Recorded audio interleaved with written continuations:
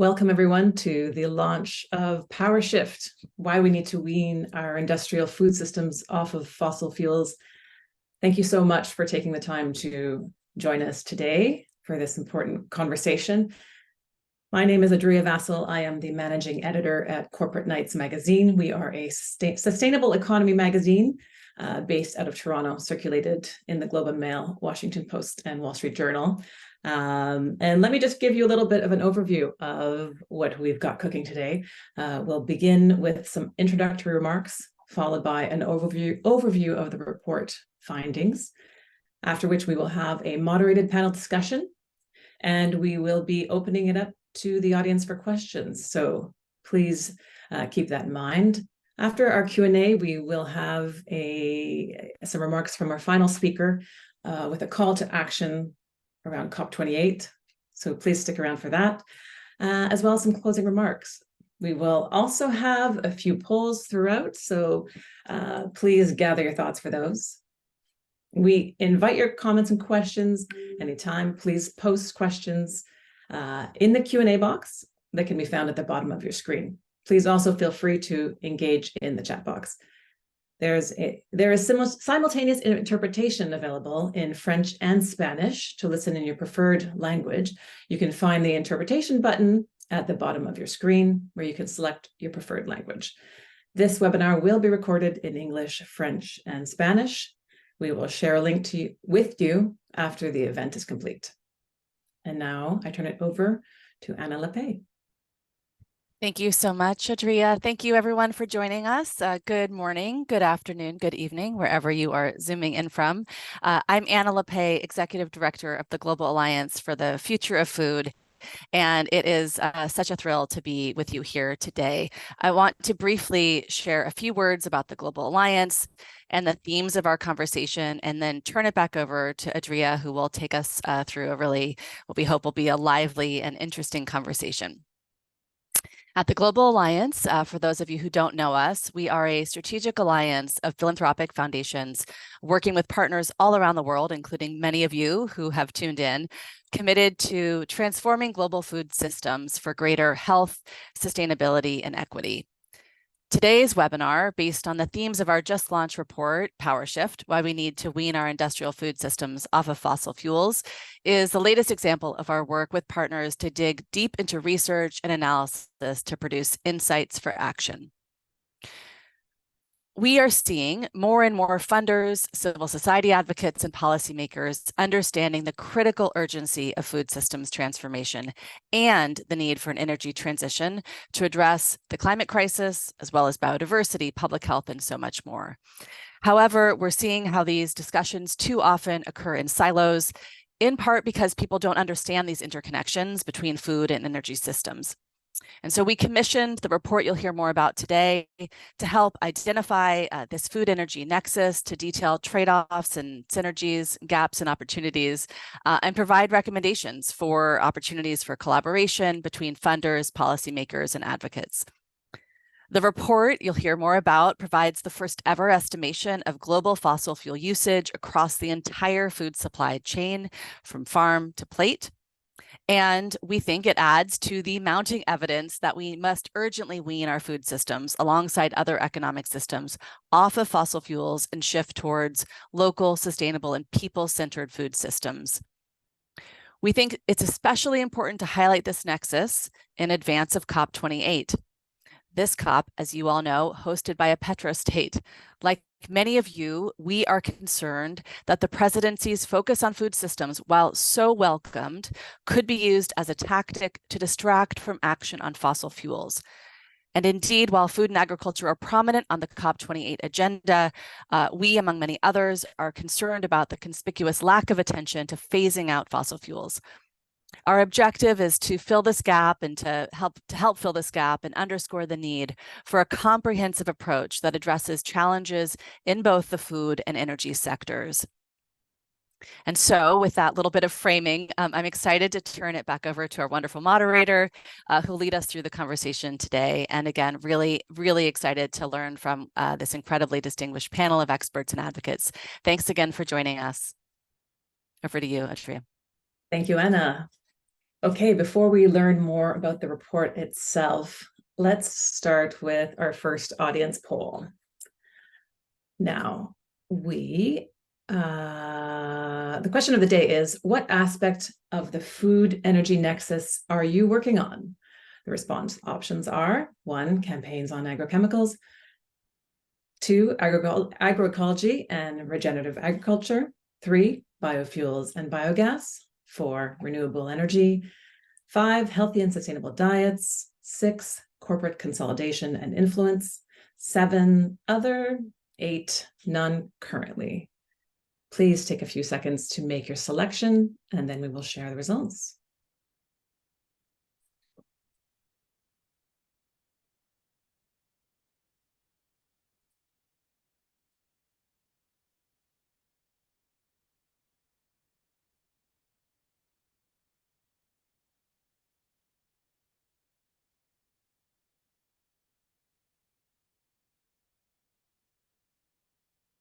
And the results are in. Oh, so interesting. Okay, the majority of you, or almost the majority of you, are in agroecology and regenerative agriculture. Wonderful.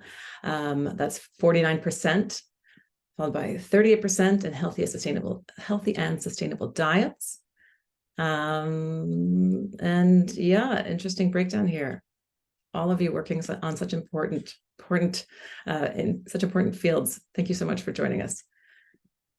Okay, now I will hand it over to Alex Cheval, an associate partner with Dahlberg Advisors, a social impact consultancy based out of Hong Kong, and the lead writer for the Power Shift report.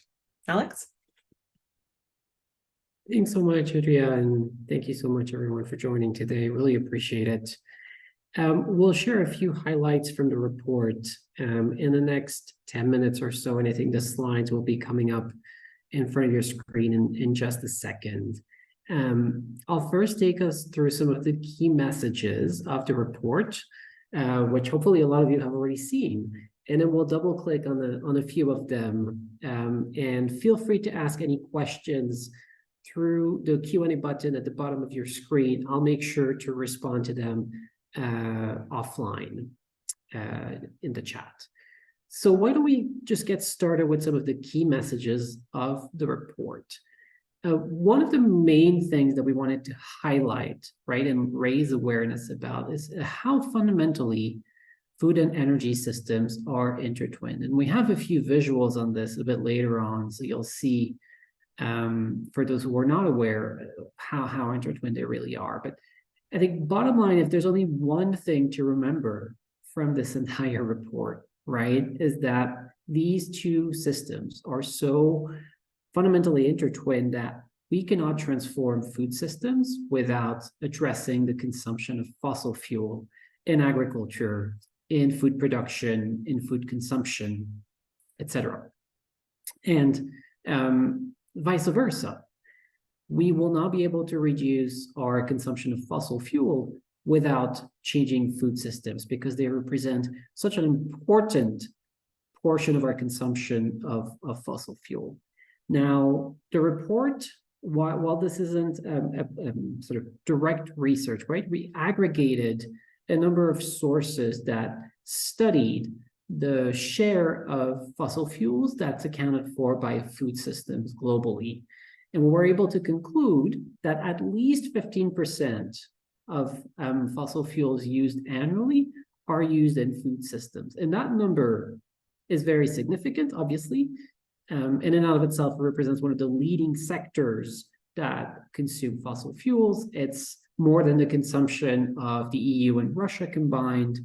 And that number could be larger, right? There were some data gaps that we're not able to overcome. And so additional studies in the future may actually highlight a number that's higher than this one.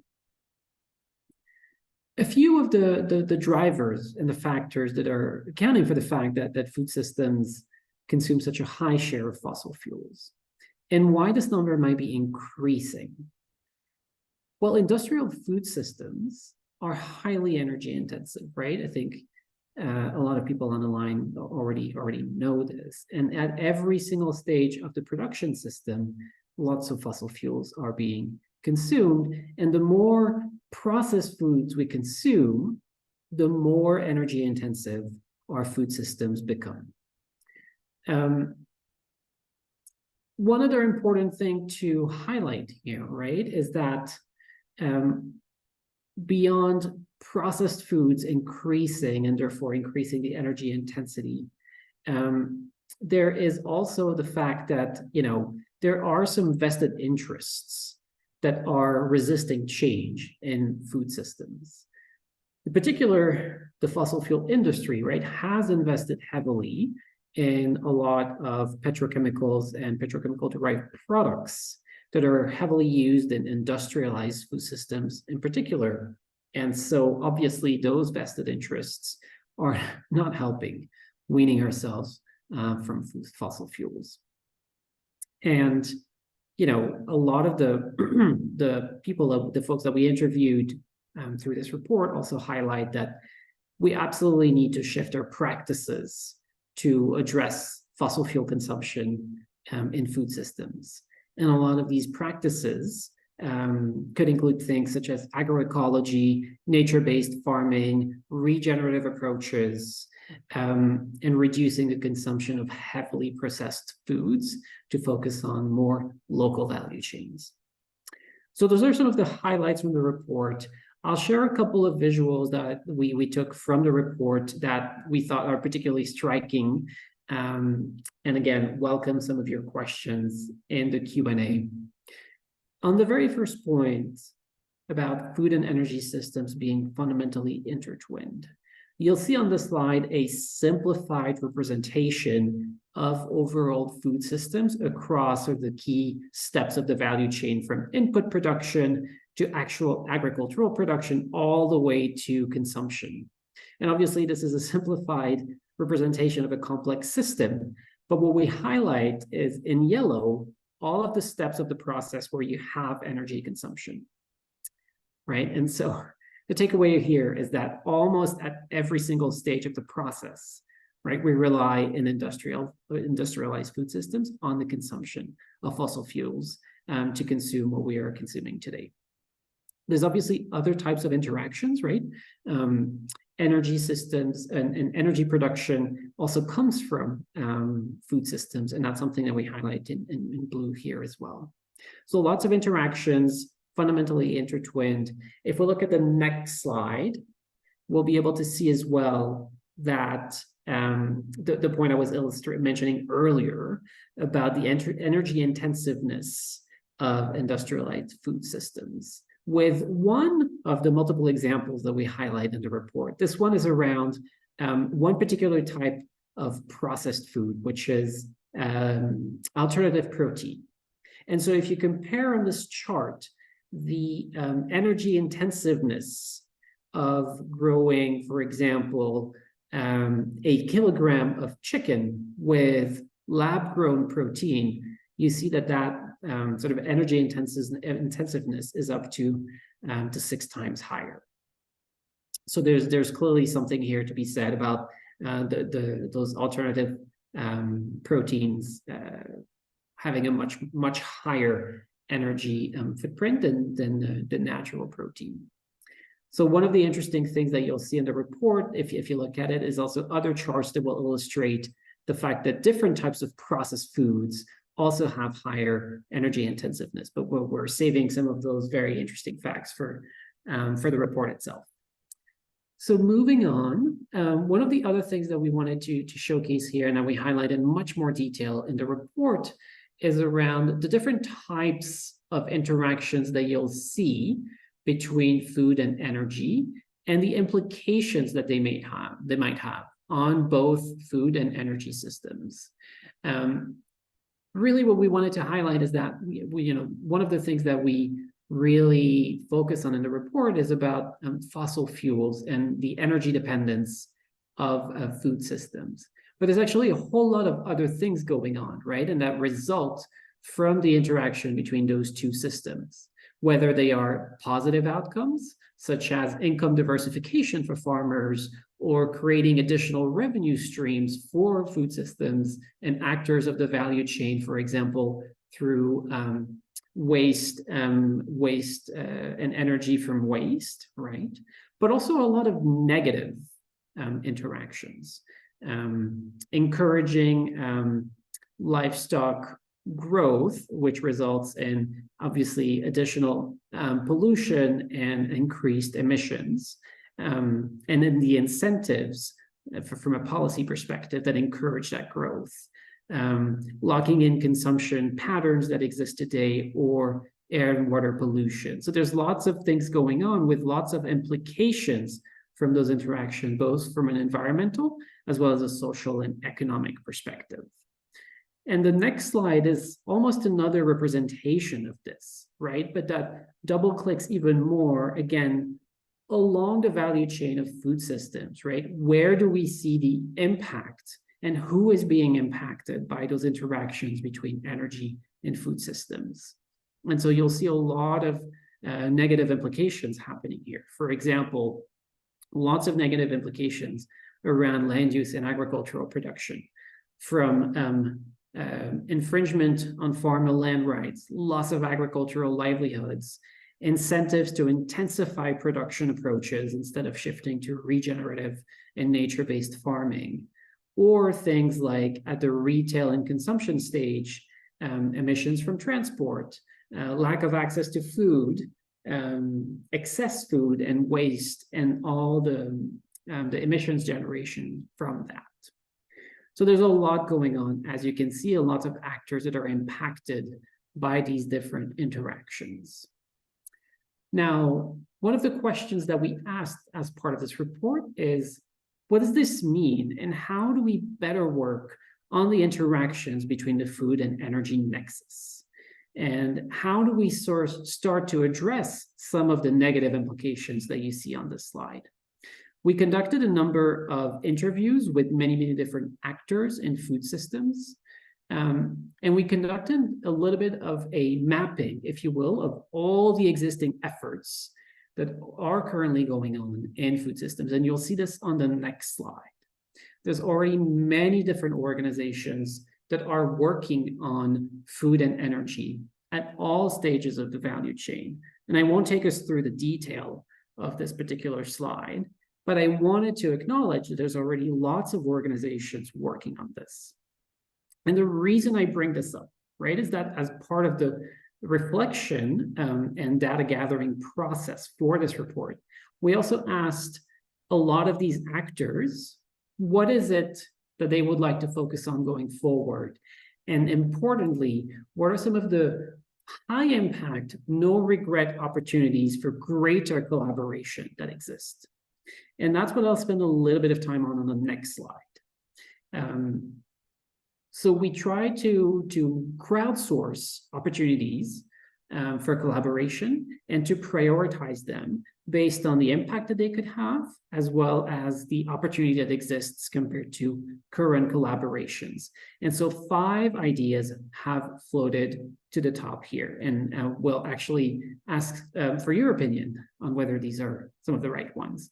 But some of the important things that have come out of this process are opportunities around phasing out fossil fuels and transitioning to regenerative and agroecological practices, building roadmaps to shift diets to be more plant-based, particularly in the global north, shifting to renewable-based food production, as well as cooling, heating, and drying technologies in food systems, tracking and addressing corporate consolidation in the food industry, and more broadly, the vested interests that are slowing the transformation of food systems, and finally, reviewing the policies that actually are creating negative externalities in food and energy. And so I know that we have a lot of things that we want to hear from our panel, so I'll stop here and leave you with these sort of high impact, no regret opportunities for collaboration. Again, there's a lot more information in the 2 reports that are available on the Global Alliance website, and I look forward to seeing your questions in the chat. I already see a couple of them. Thank you so much for your time. Thank you so much, Alex. And now we come to the second of today's poll questions. The question is, what is the greatest challenge to collaboration between stakeholders focused on food and energy? The response options are: 1, lack of awareness of the nexus between food and energy; 2, lack of clear global vision for food system transformation; 3, siloed thinking and approaches; 4, differing ideologies and priorities; 5, governance structures; or 6. Please take a few seconds to make your selection, and then we will share the results.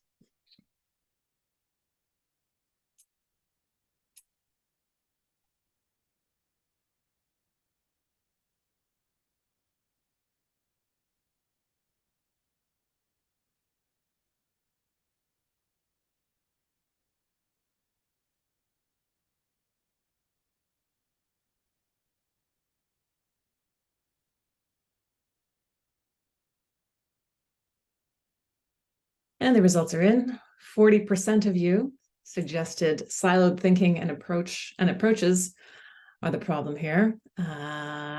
Close second, differing ideologies and priorities, followed by clear lack of vision and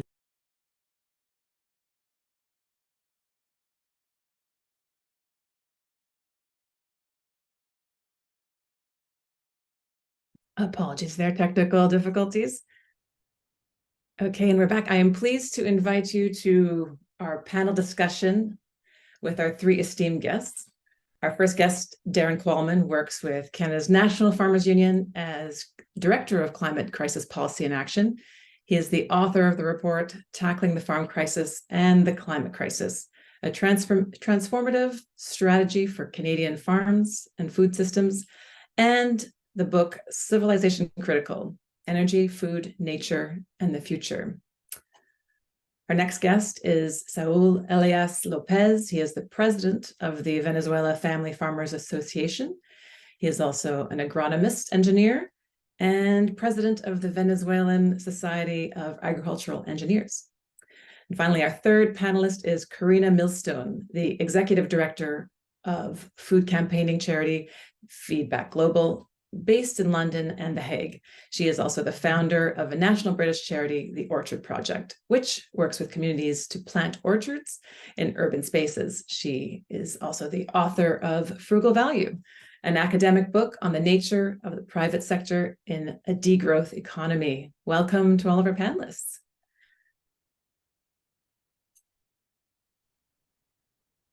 Darren, let me begin with you. We heard a lot about the report. There's a lot to unpack there, but I'd be curious to hear which of the insights really resonated with you in terms of the Canadian context. What are some of the main challenges faced by farmers here in our country when it comes to reducing fossil fuel dependency? Thanks, Adria. In terms of insights, I'll just give you 2. Really pleased to see the focus on fertilizer at the input side. In Canada, we're seeing a doubling and redoubling of fertilizer use. It's doubled in just the last 20 years. And as the report made clear, fertilizer is one of the main vectors through which we push fossil fuels into the food system. Fertilizers are made, the main input, the main feedstock, other than just nitrogen from the air, is natural gas. So fertilizer is one of the ways we push fossil fuels into the food system. So good to see the focus there. And at the other end, it was really good to see the focus on biofuels. And I think we can think in kind of a big picture and kind of see the connections between fertilizers at one end and biofuels at the other end, because ironically, what we're doing in our agricultural systems is we're turning energy into food into energy. And that's a profoundly irrational thing to do. And just briefly, in terms of the challenges in Canada to reduce fossil fuel dependency, the biggest one is that we're on a treadmill. We're constantly urged as farmers to run faster and faster and produce more and more. The government urges us toward maximum exports, but that pushes us toward maximum production and maximum input use, which in practice means maximum fossil fuel use and thus maximum greenhouse gas emissions. So it's the main impediment there is just, it's tough to reduce fossil fuel use and emissions if you're constantly trying to increase the output in the system. Thanks, Darren. Saul, you are the president of the Venezuela Family Farmers Association. Venezuelan farmers have faced fossil fuel shortages over the years. Are there specific sustainability practices or alternatives that you adopted to reduce your reliance on fossil fuels and chemical inputs? Thank you for the opportunity. Yeah, since 2019, Venezuela had a social economic crisis, and it's began to use less fertilizers and agrochemicals because the cost of the production for every crops in Venezuela, like corn, rice, vegetables, and others, this cost is equally to the international cost, because in the past the government paid for this fertilizer very cheap, like $6 one fertilizer, like 15 that we use a lot in Venezuela. So since 2019 to until now, we use less fertilizer and agrochemical. That is a good news for Venezuela. And also we implementing the relation between agrotechnology and agroecology, because a lot of people say that it is opposite this vision, but we can prove in Venezuela with our association, Venezuelan Family Farming Association, that both is important to use these tools, because we use less agrochemical when we can measure, when we can income data, climate data, soil data, to use and reduce, and use also bio inputs, for example, trichoderma, metarisum, and other fungi and bacteria. And is very successful for our farmers to improve your fields and productions. Thank you so much for sharing a bit of the context in Venezuela, and seeing what happens when we were essentially forced to have less access to fossil fuels, and what is doable and already happening in your country. Thank you for that. Karina, at Feedback, you have a lot of campaigns cooking on bioenergy, food waste, big livestock. Can you tell us a bit about how your work relates to this food energy nexus and the fossil fuel phase out? Sure, thanks. Yes, I think I'll start talking about our work on food waste and meat and livestock, really to highlight the point that reducing food waste and reducing meat really is the easiest way to start shifting away from fossil fuels in the food system. And in fact, maybe something that could have been brought to the fore in the excellent report, I feel. Obviously, we all know a third of the food that's grown is never eaten. We know that a huge amount of agricultural lands are used to grow food to feed animals rather than people, maybe up to 40% of that food, requiring a vast amount of fertilizer. So essentially, this is food that's being grown that produces no nutritional value or limited nutritional value if it goes through the production of animal protein, and of course comes with a huge fossil footprint, as well as a huge land footprint. So for me, it's absolutely critical we tackle food waste and overconsumption and overproduction of meat in high income countries if we do want to reduce the dependence of the food system on fossil fuels. I think also to note that with this issue of meat, obviously we're talking about fossil fuels, but it's striking that loads of co-benefits as well in terms of health and in terms of biodiversity. So it's really the clear win-win-win option to do so. As for food waste, I think it's usually thought of as an issue that's a retail issue. Actually, our research shows it's across the supply chain and across from farm to fork. And it's an issue really that policymakers are aware of, but by and large haven't really taken any actions to address what I would say is kind of normalized corporate-driven overproduction of food in the food system that leads to these mountains of food waste. So it's really imperative that we focus our efforts on these lower-hanging fruits, and I think food waste really is a low-hanging fruit, in as much as it's not a controversial topic. No one's calling for more food waste. Everyone abhors food waste. It's an environmental tragedy, and it's a scandal in a world of hunger and malnutrition. And of course, it's not just during the production phase that food that's never eaten and meat use fossil fuels and create climate pollution. Obviously, at disposal phase, it's a huge problem as well in terms of manure production and in terms of food waste and the methane footprint of those.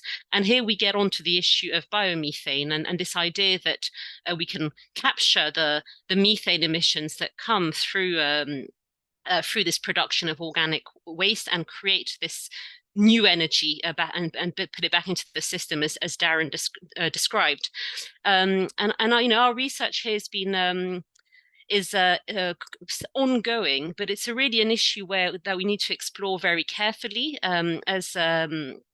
As was pointed out, it really risks locking us into models of high waste prevention, high food waste generation, and of industrial livestock. And we've seen examples where misdirected subsidies in Northern Ireland and elsewhere have indeed supported the livestock industry. We're familiar with the term energy crops, crops that are purpose grown for digesters. That sounds shocking, but what we're actually seeing is a situation of livestock that can be thought of as energy livestock or energy pigs, where at least there's a part of the income stream comes from reaping public subsidies towards the creation of biomethane, which is obviously a shocking situation and not what we want at all. So this is a really complex issue that needs to be explored further, and that's currently quite poorly understood by policymakers. But for me, these are really the issues at the heart of this transition away from fossil fuel dependent food systems. Thanks, Karina.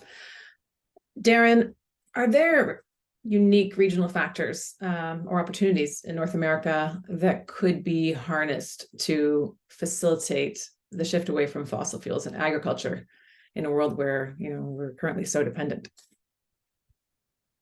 Yes, Adria, I think there are some real opportunities when we focus in on carbon dioxide and fossil fuels. A lot of the discussion in agriculture is around nitrous oxide and methane, and those can be reduced, and we're all focused on that. But what's very promising around fossil fuels and CO2 is that in the medium and long term, these could actually be reduced to zero. And in the North American context, where in some cases farmers have a little bit more capital to invest, in the longer term, perhaps farther off, we might see tractors that run on renewable energy, combines, farm machinery that run on renewable energy rather than fossil fuels. And that's going to take a little while, but other things can very quickly be decarbonized. The fossil fuels can be eliminated. And a key sector there is fertilizer. There is really no technical barrier to moving fertilizer off of fossil fuel and going to renewable energy and green ammonia if we're going to continue to use fertilizer. And I think we need to look at the quantities we're using for sure. But the quantities we do use could be produced with renewable energy rather than natural gas and other fossil fuels. So I think there's a tremendous opportunity here in North America, and people are coming together to make plans to transition the North American food systems off of fossil fuels. Glad to see that, hear that some of that is already happening and in the works. Obviously, we need a lot more of it.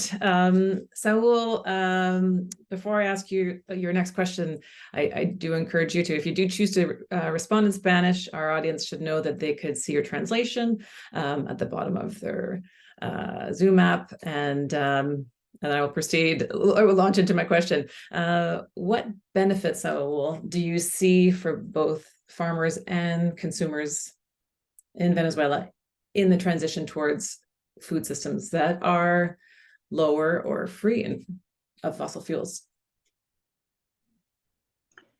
Bueno, voy a responder en español entonces. Well, Realmente los beneficios que the benefits that Venezuela en el we currently see in Venezuela in the food systems from those companies empezar pues en este proceso de transición which energética are in this process of energy transition, incorporating renewable energies, disminuir las emisiones and of course reducing emissions. muy incipientes. Eh, Well, those benefits are still at an early stage. y otras instituciones realmente From the government and other entities, there are not a lot of subsidies to foster and promote the use of renewable energies and other kind of energies, allowing us to have benefits from these investments. So for us, it's really important to take part in the COP28 because we will be able to talk about these issues, the capture of carbon dioxide and the offsets. We have a lot of forests, and due to the socioeconomic crisis and the situation here in Venezuela, including the reduction in oil production, imply that the forests are still as they were. En el arco minero en la zona de Bolívar. Although there was this ecocide in the mining area in Bolívar, but in other states, these forests are still there and can be used as offsets. And at the same time, as the renewable energies are cheaper, being able to introduce them with multilateral entities. Nowadays, the benefits are really, really low for this energy transition process. Thanks, I will appreciate that context. Karina, can you tell us a bit about the challenges on the campaign level? You know, we've got food groups and energy groups campaigning on issues and not necessarily intersecting. What are the challenges and critical success factors to working together? Yes, I think it's really important to recognize this is really complex to work on this kind of food land use energy nexus because of siloed working, obviously, but and siloed working, in fact, that's also not just in terms of civil societies, but also in terms of policymakers or in terms of funders. We have found in our work on biomethane that we've struggled to find the right policymaker to influence. This is in the UK that that the Environment Ministry thinks it sits with the Energy Ministry and vice versa. It's a complex issue that falls through the cracks, and we've had similar experiences as well in terms of philanthropists. Are they energy philanthropists or are they food system philanthropists? So I think this is a reality that in terms of our siloed working, for civil society groups like ourselves who are really trying to work in this issue, I think the main barrier has been the complexity. And if you're a food systems organization and you really want to understand this nexus, it really requires getting your head around a whole new set of issues, right? On energy markets and technical issues around how fertilizers are made and supply chains and subsidies. And I think the reality is it feels quite daunting, to embark on this whole other portfolio where we don't have the institutional expertise, and vice versa for our colleagues in the energy campaigning space. So in terms of when it's worked, well, it's really, it's working when we take the time, essentially, to meet our counterparts in the food space or in the energy space, to really understand the issues, and that's there really there are no shortcuts, because these are very complex issues. There are always trade-offs. Trade-offs involved. For example, I'm saying I'm skeptical about biomethane, but could it potentially be a way to produce fertilizers? Would that be an optimal way to produce fertilizers, and what would be the trade-off involved in that? So there is no shortcut to getting people in a room and really understanding what are very complex issues, and recognizing that one organization can't do it all by virtue of the fact that it's in some ways a whole new field of technical knowledge, but also of policy knowledge. Thanks, Karina.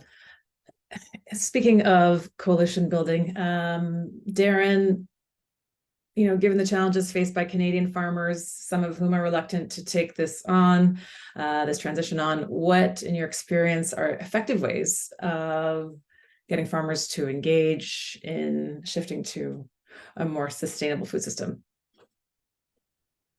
I think what we're seeing is it takes a lot of support, a lot of information, and a lot of consultation. We've impressed upon the Canadian government that there needs to be some early incentive payments to get people moving in the right direction. Parallel to that, we are forming coalitions here in Canada to create policy solutions. Farmers for Climate Solutions is one example of groups coming together. And the other thing is, this is a tremendously complex space. And I think Karina and others have mentioned the complexity.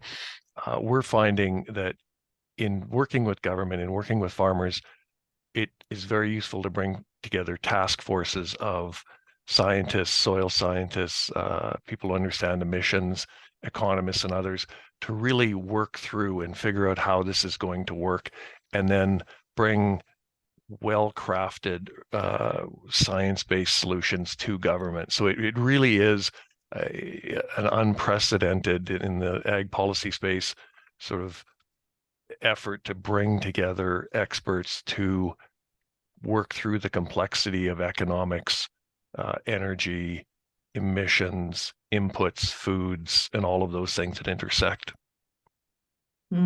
Speaking of government, Saul, what are the main political challenges to transitioning your food systems to fossil-free in Venezuela? Sí, bueno, realmente debemos aprovechar la oportunidad. Actually, we shall take the opportunity, because oil in Venezuela is not the most important asset anymore. It's knowledge, people, and it's being understood that we cannot depend on oil. So we have to strengthen the structures, and from the Venezuela Family Farmers Association, we've got together with Agrotechnology Association in Venezuela, or even the academia, to foster sustainable agriculture. It's not only a question of reducing fertilizer. We need a paradigm shift and using the tools that we have to achieve a sustainable food production based on what we got in our country. We have a diverse country regarding the kind of environment and what we can produce. So we have to move away from this market approach and go to meet the needs. Food is not a business, is a main right, the right to food, a human right. Thank you, Saul. And if any of the audience has questions for our panelists, please jot them down in the question box. But we will begin with a question to all panelists, starting with Karina. Can fossil fuel-free farming feed the world? Can it produce enough food to feed the entire world? It's a critique you hear a lot against organic agriculture, and I'd be curious to hear all of your thoughts on this as it relates to fossil fuel-free food systems. If it's starting with me, I'm always a bit worried about speaking outside of my expertise, but my understanding is that this would indeed be possible, but only in the world where food waste has been addressed and the transition to lower meat diets has been effected. So can fossil fuel-free farming system feed the world with our current consumption patterns? No, it can't. If we were to move to agroecological systems with much reduced meat consumption, less and better meats, and shorter supply chains resulting in less waste being produced, less corporate control of the food system, again disincentivizing this growth and overproduction. Yes, and for me that would be the goal. Thank you. And Darren, your thoughts? Yeah, I think Karina touched on many of the main points. It's both a supply and a demand issue. And if we multiply our demand endlessly and infinitely, if we decide that we're going to fuel the airline industry from the current land base, and if we are going to produce biomaterials and all of these things, then eventually the demand becomes such that not only can a fossil fuel-free agriculture not meet it, a fossil fueled agriculture can't meet it. You just can't meet that demand. So clearly we need to proceed in parallel. We need to make much better choices on the demand side and not keep heaping additional demands on a limited and quite, in some ways, fragile global land base and production system. And on the other side, of course, we need to reduce the fossil fuel inputs. So we need to proceed in a parallel kind of integrated way. And so perhaps you can answer that question from the perspective in Venezuela, where you're already dealing with this scenario in part. Sí, yo creo que sí se puede. I think it's possible more and more in this transition process. It's not going to be done from day to night, but after the example of Sri Lanka, we shall not think only on an organic market, but we shall think on the environment, society, and economy, not only the market approach. So if we try to reduce the dependence on fossil fuels in food systems, we have to innovate. We have to use technology that will allow us to reduce that dependency, as it's been done in many areas, such as irrigation techniques and others which are less and less dependent on fossil fuels. We have even autonomous trucks. So if we use technology in the correct way, we can be less dependent on fossil fuels, and we could meet the commitment as we have as a country to reduce climate change and not going over 1.5 Celsius degrees. Thank you so much to all of our panelists. We'll now hear from our final speaker, Asha Sharma, who is the organizing co-director of Pesticide Action Network North America. She has more than a decade of experience as an environmental and agricultural justice organizer and researcher.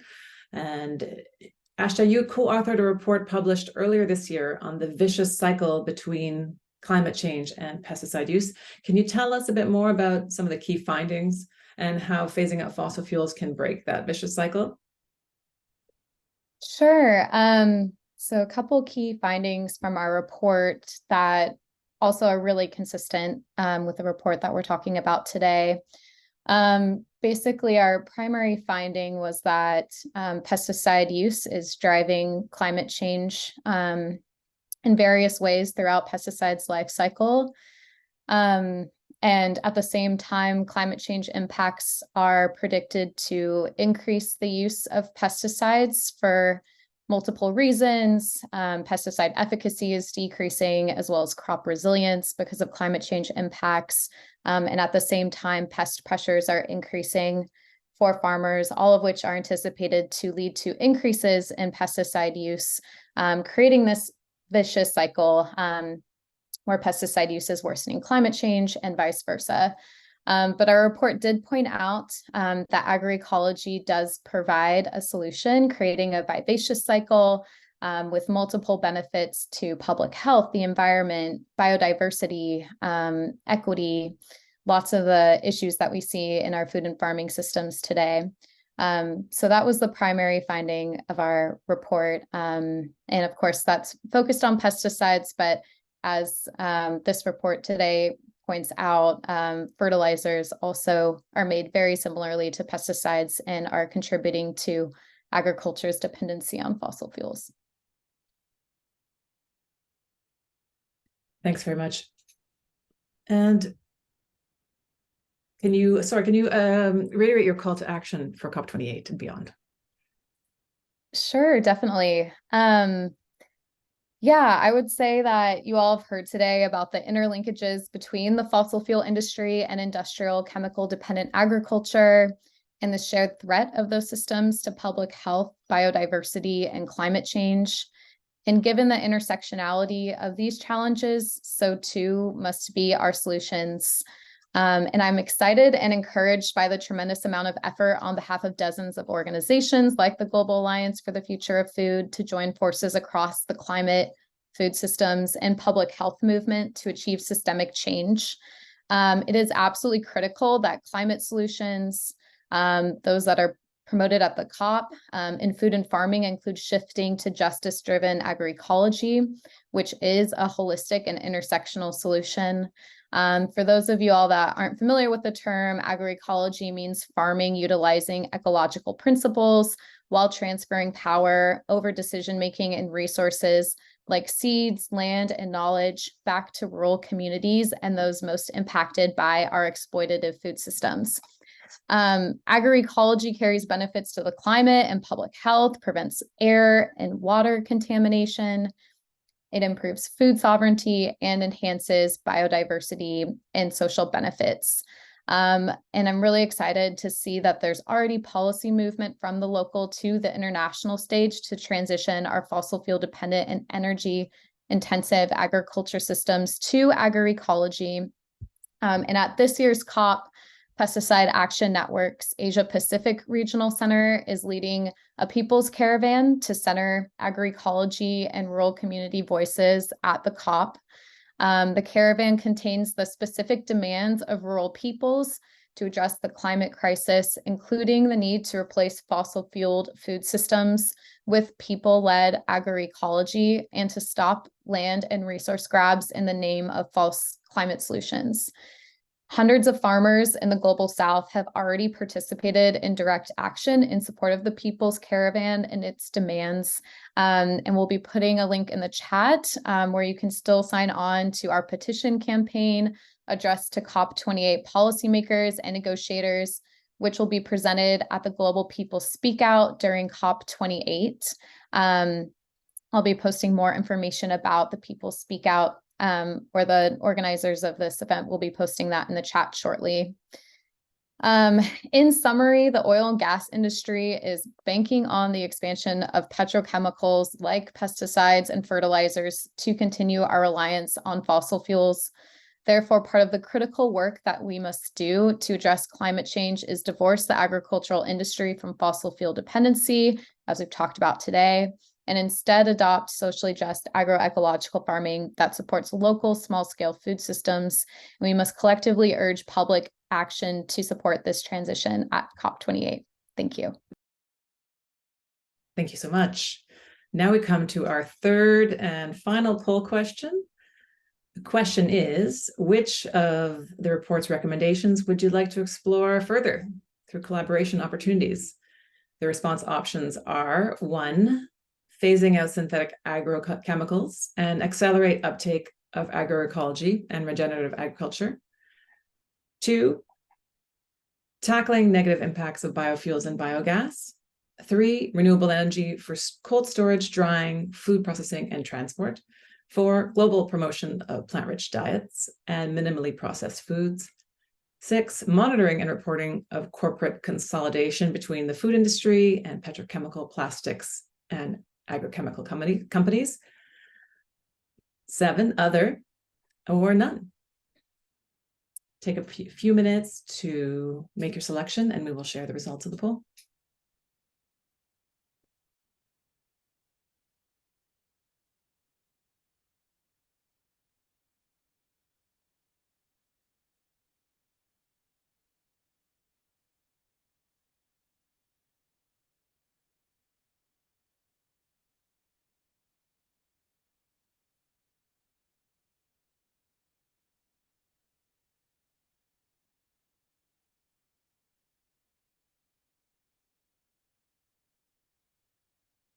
And the results are in. Most of you selected, or close to the majority of you selected, phasing out of synthetic agrochemicals and accelerating the uptake of agroecology and regenerative agriculture. Thank you so much for taking the time today to listen and to chime in into our polls. And now I'll turn it back to Anna to close us out. Well, thank you so much. Just want to close with our gratitude from all of us at the Global Alliance for the Future of Food. Huge appreciation to our incredible panelists, to Adria for moderating. Thank you so much. As we head towards COP28, as I mentioned at the very beginning, we will continue to draw attention to this imperative of phasing out fossil fuels in discussions of food and agriculture, advocating for these holistic approaches you've heard about today. And as was mentioned in the chat, really collectively strategizing about what are the priorities for what we can do now, what are those low-hanging fruit strategies, and then what are longer-term strategies we can engage in together. If you're attending COP, please do find those of us from our team who will be there. We're also bringing 40 frontline leaders to attend, who'll be available for media interviews. You can find out more about the events we're engaged in, about these leaders, and more at our website, futureoffood.org. Sign up there for news alerts, for more reports like these to come. And if you're interested in partnering with us, again, please do be in touch. So thanks again, everyone, for joining us for this really rich conversation. We hope that these insights have helped you think about the work that you all do. I know they've been very helpful to us as we think about the Global Alliance's strategies for next year and beyond. So thanks again, everyone. Have a wonderful day. Thanks to everyone for joining us.